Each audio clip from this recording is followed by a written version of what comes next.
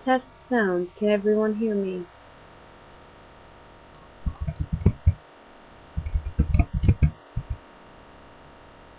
Test sound.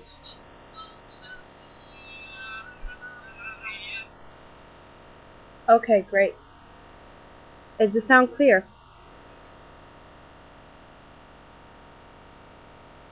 Okay, great. I'm sorry guys about the problems. We're having internet connection problems. I mean, it might even cut me off. I hope it doesn't. But let's just pray that we're gonna have a steady connection for now. Thanks everyone. I'm going to have a doctor called Dr. Majdoub from me. He's right now in the UK.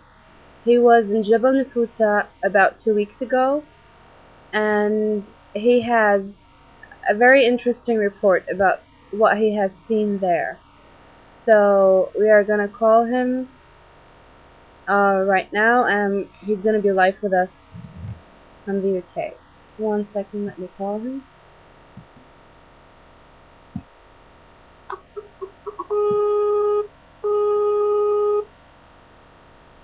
Hello, Dr. Hello? Majdoub?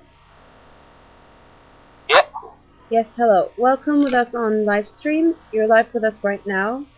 And we've heard that you have been in Jebel Nufusa about 2 weeks ago. And everyone would really like to hear what you have to say about your visit there, what you have seen, and about the humanitarian situation and everything else in Jebel Nufusa. Yeah. So I start my visit on 30th of March, going from London to Tunisia and through Tunisia, through the border to Libya. And normally this is 3 hours flight direct to Tripoli, but under this situation it's take about 3 days. And you need to go illegally because the regime in Libya not allow doctor to do voluntary work inside the country unless they want with the army force to do that. So I start from Tunisia to a small town in Tunisia borders called Tatawi, which is a very small town, and it seems to be one of the poorest areas in Tunisia. But the good thing there is the solidarity of Tunisian people with the Libyans. They just know you are from Libya, and they show all the respect, and they pray for you and wish every good thing for us. And even they help us to go inside the Libya. So I spent one night there, and next day morning I just crossed the border. Very long journey. It was about 120 kilometers from Tatawi to the borders, and then from the border to the Nalut, which is a big city, the Jebel Nufusa. So, as you know, the formal border gate is closed, so we need to go through the mountain road until we reach our destination.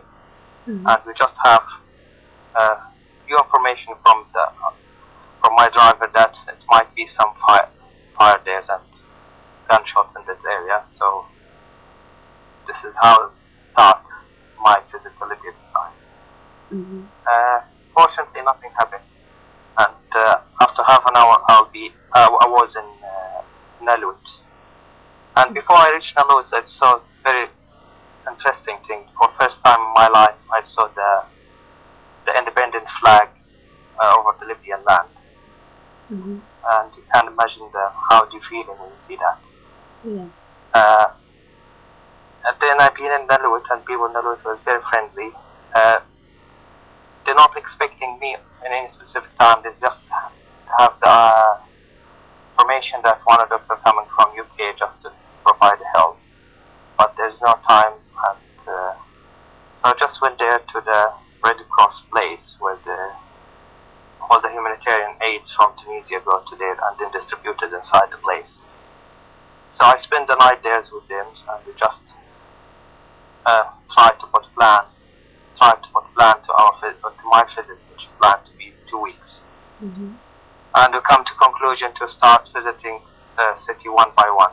So the start point is Nalut. Nalut, I think its population is between 100 and 200,000 And it's the biggest one in the... Sorry? I said, so it is a very big city, I mean, considered in the mountains. Yeah, it's the biggest one, I think, in the Western Mountain, apart from Kirian, which is have different characters from the Nalut, because the population for Nalut is mainly Amazigh, it's not Arab. So I spent there about 4 days. The first day in hospital was really, really nightmare, because I was expecting this hospital was built recently, so I think it's opened in 2000 or 2001, and it should be a referring center, so it should receive all the cases from the area. And I've been told it had 250 beds. But when I went there, I have met with the medical doctors. There's 3 of them, and all of them from North Korea. And unfortunately, they don't speak English nor Arabic. So I spent almost the whole first day just trying to explain to them, I'm a visitor, I'm not a patient, I just tried to help you, but they couldn't get this message. So you mean in the whole hospital, there's only 3 doctors? No, because I work in medicine, so I start with medical department. Okay. So I start with them just to give them this information. I'm trying to help them. It take me about the whole days, and I have to ask the help from some Ukrainian doctors who have a bit of English to communicate with the Korean people. And it's not just about the communication skill for the Korean doctors, it's also about the medical knowledge or medical skills, which are mostly lack all of that. I think it's part of policy of the regimes, just bring those doctors who's under, poor qualification. I'm not sure if they are doctor or not, to be honest. Okay. And I'm shocked when I heard that they are being there for last 3 years. Okay. I'm not sure what they done during these 3 years and how many people died because of their mistake.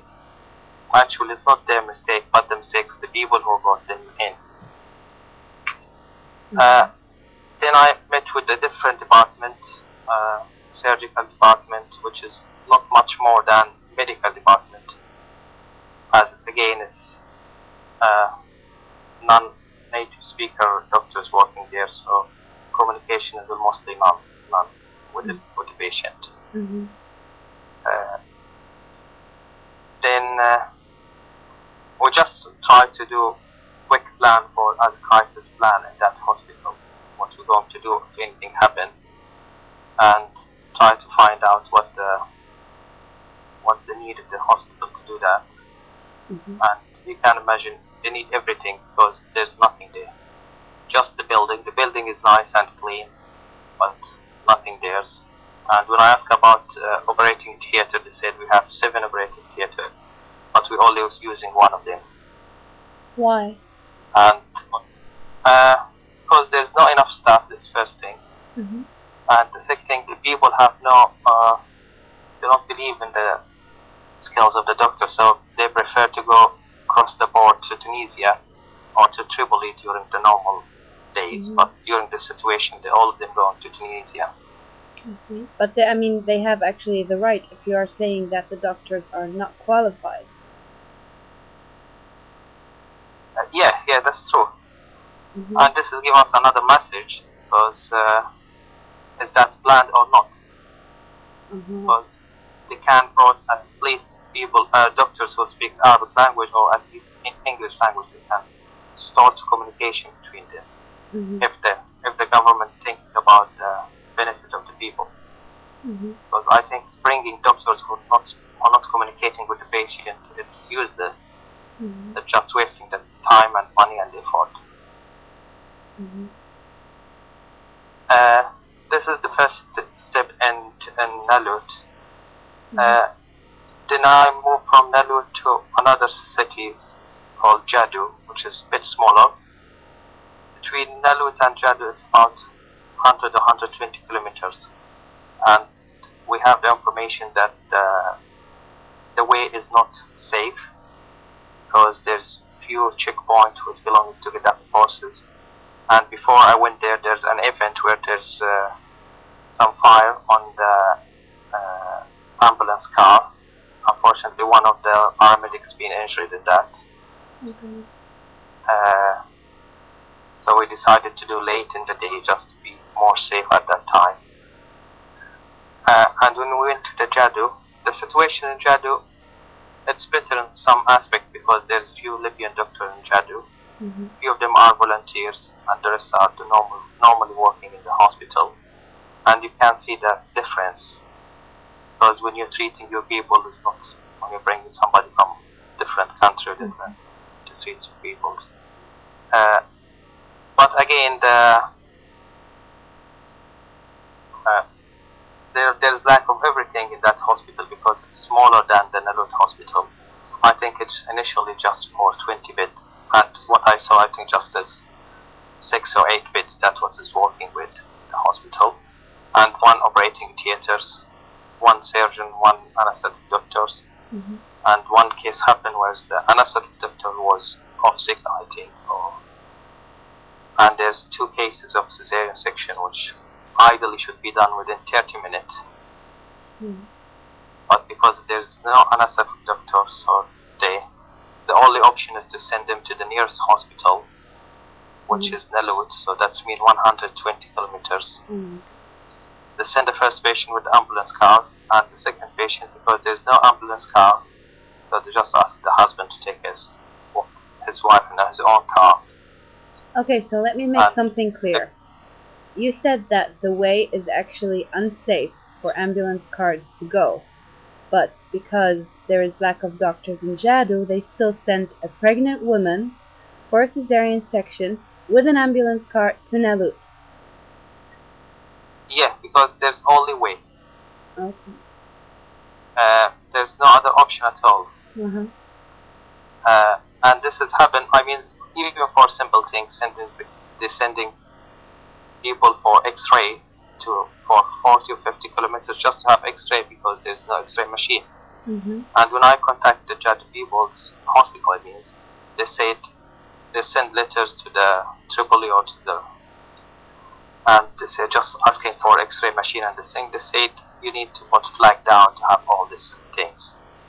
Okay. So this is like punishment because the Jadu is now with rebel peoples.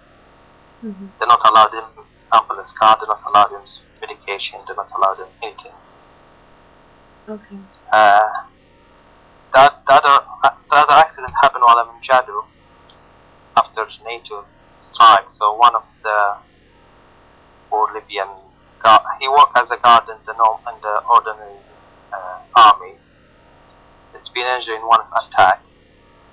So they sent him to the nearest hospital, was the Jadu, which is Jadu. And unfortunately, he was planned to have amputated his leg because he's been badly injured. But because this hospital is not prepared to have any surgical procedure at that time, so the solution was to send him across the border to Tunisia. But because he's working within the army, they not allowed him to cross the border. He's working with the Libyan army, with the government. Because he was a guard in one of the buildings belonging to the army, so he's officially unemployed by the army. Okay. And that's not allowing him to cross the border. So the solution was to stay in that hospitals, and he's badly infected, badly bleeding, to try and control the bleeding, but the pain and everything. So after I think he tried to call somebody. The answer came, no way to go to Tunisia. You need to stay in your country and go back to Tripoli, which is I think 300 or so kilometers. And of course, people not giving him the only 1 car in the hospital to use to go back to Tripoli. So he go in the normal car to Tripoli. It's about 1,300 kilometers.